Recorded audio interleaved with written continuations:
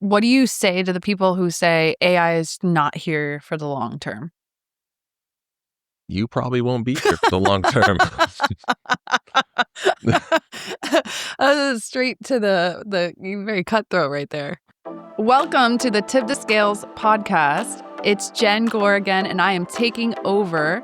I am here with Ryan Jensen from Eve Legal, and we're talking about AI, we're talking about manifesting, we're talking about the whole personal injury conference circuit, we're talking about Bali, we're talking about helicopters. Stay tuned. I'm sure you'll be excited to hear more of this awesome episode. Well, yeah, you're the best. Ryan Jensen. Jenn Gore. How are you? Fantastic. Can you introduce yourself for our audience today? Yes. My name's Ryan Jensen. I work with Eve Legal, and I'm from Park City, Utah. Can you tell me about Eve Legal for all the people living under a rock that have not heard of Eve Legal now in the plaintiff world? Yes. Eve Legal is an AI team workspace. We can provide medical chronologies instantly. We can also help draft anything in your style, your tone, your format, like demand letters, complaints, do full litigation like discover responses. Very exciting. Really end-to-end platform. So let's go back to the beginning. I think I met you at AAJ. Yes, in July. Yeah, that was like, what, 7 months ago? Yeah, 7-8 months ago. And we've been working with my firm, with Eve, for probably 7-8 months now. Yeah. Can you kind of share the story of like how Eve first got into the legal space with actually employment law? Yeah, we were actually doing legal, and one of our clients in California, the labor and employment attorney, said, "This is incredible. We want to use this," and started getting into it more and more as to why. Went into labor and employment, and then we started doing labor and employment for almost a year before we got into personal injury. So you guys were doing a lot of litigation stuff with employment law. Yeah, a lot of litigation, primarily demands, complaints, and I think the number one thing which most attorneys dislike is discover responses. So that was one of the first things we took down. And what was like the things people were saying in employment law as you guys were, helping these firms with the software? I mean, I can't live without Eve. That 9-day difference. Actually, though, labor and employment's such a small, specific niche, if you will. So they were very excited that someone was focusing on helping them and changing their industry or their space. Mostly people go straight to personal injury because, their buyers is bigger too. But the thing that you were telling me, which I thought was so interesting, was that people in labor and employment really needed AI for intake, right? To figure out whether people had claims. Yeah. You can use AI to identify potential claims. And one of our clients that we work with, Amanda Farahani, she had mentioned, we do so many intake calls. It's hard for us to find what cases are good, what potential claims they could possibly have, and what better questions that we can ask to further uncover if this is something that we should take on or not. So you guys and I feel like you worked hand in hand with a lot of these firms, right? Because I actually knew Amanda we were both in Atlanta. I knew her, and I remember you telling me that she was a client in labor and that you had worked really closely with some of these firms. So can you kind of like explain, because there's a lot of people out there who they'll buy a software or a product or whatever, and like they never hear from the company again. I like to consider it as not sales, but more of a consultative role. Yeah. So if you can really understand the person that you're working with, their pain points, their problems, and then help them build a more comprehensive ecosystem. I'm on the conference circuit, as you know. We're here at NTL. NTL, always looking and helping other vendors find their place with clients that I work with. So I think when you're working with them, and not only them, but their team, their paralegals, the people on the ground actually doing it, and you're meeting with them, you can help their team identify weaknesses that the firm didn't even know that they have that AI can fix. One of the things that's been great about us working with you guys is that we've had to try to get the buy-in of our team. People are like, more technology, more programs to use, but you guys have kind of like sat with us and gotten our team like excited about it. Yeah, I think it's really important to create buy-in.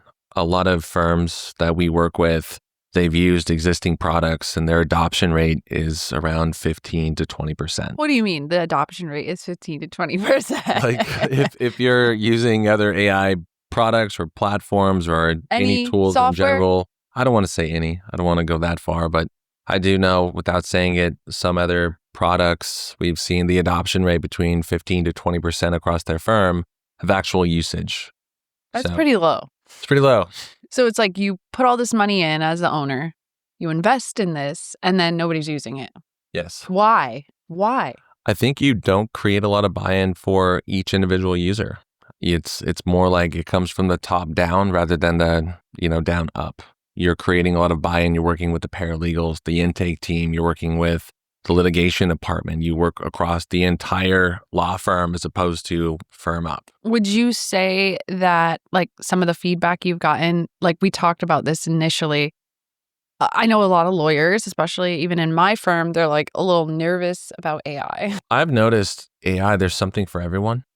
If they don't want to change the way that they're drafting, because Eve will draft you a complaint or discover responses or whatever you want. But the interesting part is Eve will also draft in your style and your tone and your format. It doesn't change the way that AI is drafting. It's going to make you sound like a robot.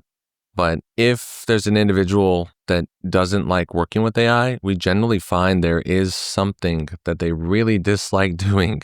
Like what? Repetitive tasks. Yeah, repetitive tasks. I think specifically one that comes to mind, again, discover responses. But yeah, and what's interesting, I feel like a lot of people that are resistant to AI, those end up being your favorite power users, if you will. You start out slow. Mm-hmm. It's maybe one task they don't like doing, and then it starts to build, and then they're selling your platform to everyone they know. So, okay, we talked a lot about Eve and AI. What do you think, like, now AI is like all the rage, like it's the buzz term. Like, what do you think is going to happen like in the next year with AI? That's a really good guess. I think that's anyone's guess, honestly. It's interesting because every 3 to 6 months, it seems that you're always pivoting towards market adoption, what people need, what clients need, what law firms need. I guess you don't really know what you need until it comes up, right? So, you've been now in the personal injury conference circuit for what, like 7 months? Yeah, 6 or 7 months. Before that, were you in an employment conference circuit? Yep. And what was that like? Very different. What do you mean different? You have to be built differently to go to personal injury conferences. What does that mean? I'd flip it and ask you, what does it mean to you? Hold on. So when we first met, I was like, hey, I'm going to a lot of conferences. You guys had only come to one at that point. That was our very first conference, was AAJ. Why did you choose AAJ? That was just like the first one you heard about? So labor and employment attorneys that we work with, they were using our platform for personal injury as well. Because labor and employment attorneys also did PI. They do come to AAJ. They do. And you didn't know about NTL or any of these other conferences? No, we didn't. I mean, well, I kept saying like, we should probably do conferences. And someone recommended AAJ. Okay. We went to AAJ, and I think within the first couple hours, you and Matt McDonald, I met. You met me and Matt McDonald. Yeah, within the first couple hours. And you remember you were like, yeah, I hope we can meet a few people here. And me and Matt were like, we'll show you around. You did. And then we went to like a lot of events that time. You sent me your conference list. I had asked like, hey, so do you go to conferences? And you're like, you must not. Do I go to conferences? You must not know who I am. And you said you'd send me your conference schedule. I think I said it's a grueling schedule. I said, sign me up. And then you were like, oh, well, we want to go. We want to break into the PI space now that we're building this for personal injury firms. And I was like, my thought at that time was like, sure you want to go. You actually said, vendors in this space don't make it. You said Did I say that? You did. You said, "Oh, Like, really? You're not going to make Vendors disappear. They come and go all the time." That's so true. Yeah. It's so true. So then basically the next 12 weeks, we went to how many conferences? And I don't know. you guys started helping my firm. You came to Atlanta. You helped my firm adopt Eve. And then I think we went to a conference almost every other week. Yes. That was pretty wild. I still think the conference circuit has not ended since July for me. Do you have any insights for people that are just joining into this personal injury conference world? Like as a vendor? Vendor, person who wants to, get value from the industry? Get value from the industry. I really believe it's important to speak to all of the vendors. I do. Like all of the vendors have so much different knowledge and they do so many different things. And I think even if they're your competitors are really good in this space and they bring a lot of value and they provide a lot of value. And the more you meet with them, the more knowledge that they can share, the more network they can share, connections, etc. And then get a full 8 hours every night. Have you been doing that? Yes. I really like to call vendors like partners. Like, I don't feel like if you own a company, if you own a law firm, there's so many people in the space that can help you grow your company. And half of my friends are partner vendors. And I feel like that's such a missed opportunity for so many law firms is like, these people are here to help you grow your business. And then a lot of people are so collaborative in our space, like even if you work at different companies, like everyone tries to help each other. I feel like, I'm friends with tons of people that I don't even like work with. You never know down the road, you might end up working together. I think that's what's so interesting about this space specifically, or sales in general. The partnerships that you can create, it's not sales, right? Like that's why you want to be friends with the people that you work with. Yeah. Because if you're friends, then you actually more so care about their individual success, their firm success.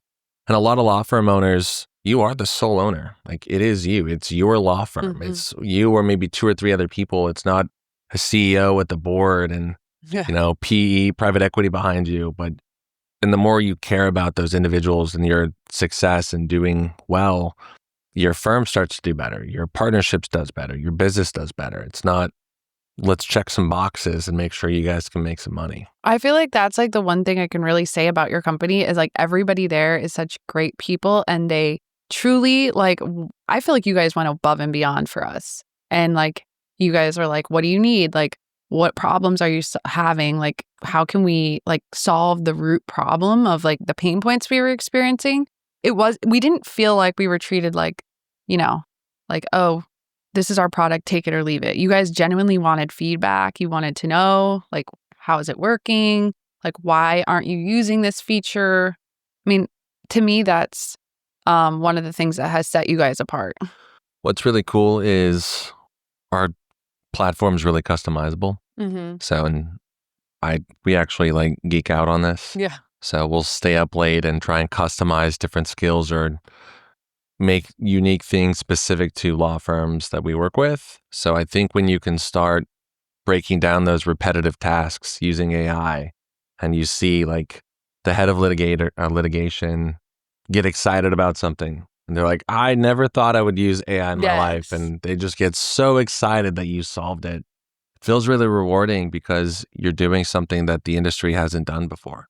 It's really exciting. You have, like, I know a bunch of news that you're announcing, like some really big law firms in our space have joined forces and are using Eve now. But in addition, you guys just announced a major fundraise. Yeah. We just raised $47 million from Andreessen Horowitz, which is really exciting. Pretty exciting. Yes. Can you tell the lay people, the people that are not in the investing world, what does that even mean?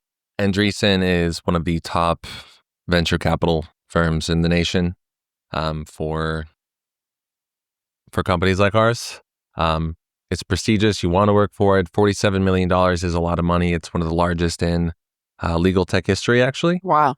Yeah. So to have Andreessen invest that much money is a sign and a commitment. I really like to go back to the founders. Our founders, that's probably like 95% of the reason I joined are Facebook and Rubrik alumni and their engineers. And what they've been able to do and accomplish with our company shows Andreessen like their trust and commitment to our founders and our company. So let's go back. Can you tell people what you used to do before you were in AI? I used to be in multifamily. Yeah. Okay, tell people what that means. Not everyone knows what that means. You've always been in sales. Yes, been in sales since I was 8 years old. 8 years old. This is actually true. Yep, reselling like Sam's Club, Costco bottles on the side at the bus stops. Okay. Funny enough. You always were good at sales. Yeah, so I was at another startup. I love startups. What do people, when they say I love working at a startup, like what is the mentality, the mindset? You're going to work a lot and you're going to redefine an industry and do something new. Be disruptive. Be very disruptive, which you know a lot about. Signing up with us when we were just breaking into personal injury, you said, you guys are going to do something great. I feel it. And which is cool because you're now in Fortune with us and a lot of other magazines about being disruptive with us. But the first time I saw that demo and you guys were able to create documents in real time, I was like, oh, that's what I've been looking for. Yeah, creating demands in 5 minutes is still impressive. What I really like is also like how you can ask it to analyze. Like I really think the way legal is being done is going to change. Like the job for so many years was documenting the file, and now it's interacting with the file. It's looking for, like, there's no more smoking gun. Like it used to be like there was a piece of evidence that was buried deep and like you overlooked it. Now that evidence, we can ask it, like, what is this fact? And it will find it. What's more interesting too, because of how customizable Eve is, you can start breaking down what exactly the fact is and like what about the facts that you're looking for in each case of what you're looking for. What piece of evidence is there? And you can start getting more granular with prompting and then creating your own unique skill for every single attorney, your unique skill, if you will. Yes. You can make it specific to you. What do you say to the people who say AI is not here for the long term? You probably won't be here for the long term. Straight to the very cutthroat right there. I mean, it's true though. Like we're working with law firms almost a year plus, year and a half ago. We call them AI native law firms. Can you explain what is AI native? Your whole firm is AI. It's embedded with AI. All of the integrations you have, everything is using AI, and it's a full comprehensive ecosystem of what you've created. We're seeing firms with 4 to 5 attorneys with a support staff of maybe 15 to 20 people do over 120, 150 cases a month net new. So we're talking about massive gains in labor efficiency. Yeah. Massive buybacks of attorney time. You know, is the goal for most firms to become, you think, an AI native law firm? It should be. Yeah, absolutely. Because I know there's a lot of frustration. We meet with a lot of owners, right? And it's, again, more of a consultative role, but there's a lot of frustration when you're passing up so many cases and you're referring out a lot of cases because you're so swamped, you're so busy. And I know specifically for personal injury, a lot of firms don't have the manpower and they also don't want to increase their labor costs. And they don't want to give away cases either, but they have to. You know, I think what you guys are doing, it's so exciting. I'm here to see where this goes. I saw what you guys were doing and I was excited about it. You're building up a pretty big team now. What would you say, like, what do you think is like the biggest things that Eve is going to focus on in the next quarter? You'll have to find out. Oh, we're going to have to find out. It's a very competitive space. And when you're working really closely with your strategic partners and your law firms you're working with, they have their own unique needs. So, and it's also a close relationship with them of what you want to build. You don't want to tell the other people like, oh yeah, we're focusing on this and we're going to go change and do this, right? So, I think for every company, it's really close to the chest of what you're doing. So we talk a lot about the conference circuit as kind of like this is now like the new season has just begun, right? Mm-hmm. January 2025, we're in the new season of personal injury conferencing. I think a lot of people want to know who you are and like more about who you are as a person because you're new to the space, right? So you like to travel. I do. How many countries have you been to? 37 countries. That's a lot, Ryan. Every state except Rhode Island. Every state. Why have you like been so against Rhode Island? I mean, ask the conference people. Oh, but you've been traveling way before this. Yeah, I mean, unless, do you know anything about Rhode Island that would attract anyone? I mean, it's a nice place. A lot of places are nice. Okay, but give us some of the countries you've been to. I think my favorite one is Bali. You just went to Bali last year, right? Before I met you, right? Yeah, was there for a while. You've inspired like 3 people to go to Bali now. It's been a lot, actually. Yeah, like maybe more specifically in the attorney space or personal injury space, there's a lot of people going. But what would you say to someone about why they should go to Bali? I love traveling because you get to meet a lot of people, and I love to get to know people. People are very interesting. And what's interesting about Bali is no one knows you and everyone's there. Like 48% of travelers there are actually solo travelers. Were you a solo traveler? I was. I do a lot of solo traveling. And how long did you go to Bali? It felt like a while. You were there a while. It felt like a while. And like, what should someone expect when they go there? Like, people do different things? A lot of like spiritual things. Yeah. You can honestly, whatever you're looking for, you can find in Bali. Like Canggu or Uluwatu or Ubud. There's different places that have different vibes. Like you can go surfing in Uluwatu or Ubud. It's more spiritual and connecting for the soul. Canggu is more party and shopping and all the fake Louis bags and whatever you want to buy. Tell me some other countries that you love that you've been to. Switzerland, Iceland, Costa Rica, Egypt. I think Switzerland's really cool. It's more nostalgic in the wintertime. Like they have like a cool Christmas setup. You can go skiing, which is really fun, and jump off like the Matterhorn and go paragliding or a lot of fun stuff. So where is somewhere you want to go that you haven't been? Really good question. Australia. I was supposed to go to Australia. That's the next place I want to go that I've not been to. Australia for New Year's seems really fun. Yes. You also have some unique hobbies. Yeah. I have my helicopter license, my pilot license, skydiving license, scuba diving license. This is a lot of extreme things, Mr. Jensen. It is. It is. It is. Are you an adrenaline junkie? For lack of better words. Startups, helicopters, just doing a lot of extreme things. I think it's nice when you can live life and find everything that makes you feel alive. And I think that's another great part about solo traveling is it pushes you to get outside your comfort zone and get to know more people. Right. People always struggle with vetting vendors in our industry across the board. You know, there's some great people. There's some people that, maybe oversell. How do you vet vendors? This is something I feel like we've talked about a lot. I think vetting vendors, a lot of things that I've noticed that people are not asking is, what's the type of support that I'm going to receive afterwards? Because a lot of people show you what they can do for you initially, but what type of support is your firm going to receive after? What's 3 months down the road going to look like? Who's going to be working with you? What's your support team look like? We want the A team. We want the A team. Yeah. Yeah. And like who you're working with, if it's myself or anyone else, how much support are you going to receive? Like once that deal's signed, are they going to stop talking to you? Not good. Not good. Not good.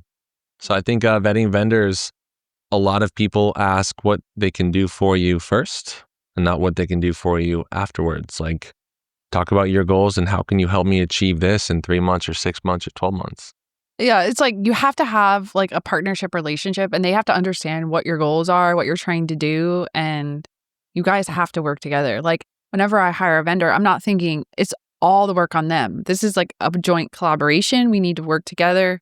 And like a lot of law firms, I think they just think like, I'm going to hire someone and completely outsource this problem. I'm not going to have to deal with it. That's just not reality. Yeah. And if they're not asking about your goals and what you want to achieve in 12 months and tracking and have measurable results to track in your QBRs, whatever it is, doesn't really feel like they're helping you. It feels like they're signing you. Yeah. I would be remiss if we didn't talk about manifesting, since this is Maria's podcast and me and Maria are deep into that. Yes. Look how uncomfortable you just got. Yeah. Maybe since Bali, I've become a big manifester. Only since Bali. I mean, I've always been into it, but like being in Bali and like doing the 10 days of silence and really working. Hold on. Tell the people you spent 10 days in silence. 10 days in silence. How did you do it? By being quiet. Ryan, didn't you feel stressed? Like, I want to talk? Yeah, of course you do. But 10 days in silence really helps the clarity and helps you put together what you want to achieve and what your thoughts are and what parts of your life and what stories you've told yourself and what creates you. So, like, was it the first day that was hard or like the 9th day? It was like the second day. The first day is like, all right, this is fine. Like, I'm going to be able to do it. The second day, you're like, I'm really going to do this shit for 8 more days. Like, I'm really going to be quiet for 8 more days. But describe to me like the location. Like, what are you in something kind of like quiet? Like I'm thinking like a yurt or something. Yes. I was in a bood. So if you're familiar with the bood in Bali, it's like very peaceful in the jungle. It was raining half the time, so you're able to oversee like the entire forest and you can overlook everything. And you'd have occasionally like a monk that will come with you. And it was like every other day. They'll do check-ins with you. You're just sitting there. Yeah. No phones, no electronics, no nothing. And then it's optional whether you want to have a notepad or not, like a journal. But I chose to do a journal. You're big into journaling. Big into journaling, manifestation journaling. Okay. Yeah. So did like you have total clarity about issues like before you went into this silence thing? No. No. I just knew like, one of my mentors said you should go do 10 days of silence. You learn a lot about yourself and what you want to achieve and what you want to do. And when we did that, I came back from Bali and I feel like everything changed for me. Okay, let's talk about that. Like literally you came back from this journey, you started getting deep into manifesting and then like everything took off. Yeah. I mean, whether that was manifesting or everything together, just all the work put together happened, I don't know. But it is kind of crazy that everything took off. And when you say everything took off, like, give me an example. I mean, we had our best month in revenue the following month.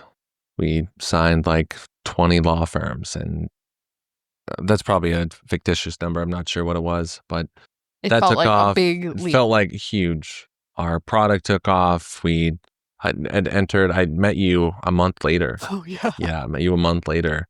And then I'm like, I've always wanted to go to fun conferences. No offense to labor and employment. Love labor and employment. Labor and employment's so fun, but personal injury attorneys, I mean, we're at NTL. So if you're at NTL and you're watching this, you know how fun Saturday night was, Sunday night was, and we have 3 more nights to go. Hold on. And then when we met, we started the 300 thing. We did. Which I've talked about. I don't remember if it was on this podcast, but we both believe in that. Yeah. Steve Harvey created this whole list of 300 things. And the point of 300 is you're supposed to define your path and define your life and create your vision by writing 300 things that you want down. 300 things that you want to be, do, or have. Yeah. And at the time, you and me met. I remember we were like talking about like some big ideas. And at this time, my firm was not partners with Sweet James. And I feel like it's so... Congratulations. Yes, very exciting. Managing attorney for Sweet James. And like we started just throwing things out there and like all this stuff started happening. It was kind of wild. Yeah, like if you could look at what we wrote down in, I think it was August, like after we started working together more formally, wrote down a lot of things. I think like if not more than half of them have happened for us both. I know, it's kind of wild. So manifesting Manifesting is just like becoming like super clear on what you want and like putting it out there and then like believing things that are so maybe like what feels like out of reach, they can happen. Yeah. I mean, I think people, like myself included, before last year would laugh at manifesting. You would? Yeah, like, oh, you manifested, like you achieved something. Wow, Yeah, people think that's like a wanted to be, woo-woo term. oh, I manifested being rich. It's like, well, everyone manifests to be rich or be successful, but I think there's so much more into manifesting that I realized. It's having a clear, defined vision and path of what you want, how to get there, and really understanding your why, and then everything around it, and then you attract it. And I think both of us are also like really big into mentoring and having mentors. Yeah. So you've been mentoring a bunch of people. Yeah. I've been mentoring a bunch of people, but we also have constant mentors around us. And like, I don't think people really understand the value of having mentors.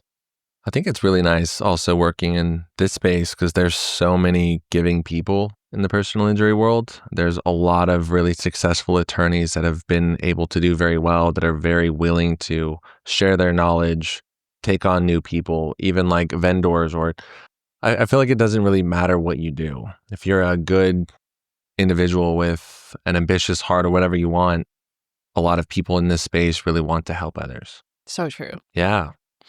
Do you have any parting words for us here on the podcast? I know we've hit a lot of topics. Sign up with Eve Legal, of course.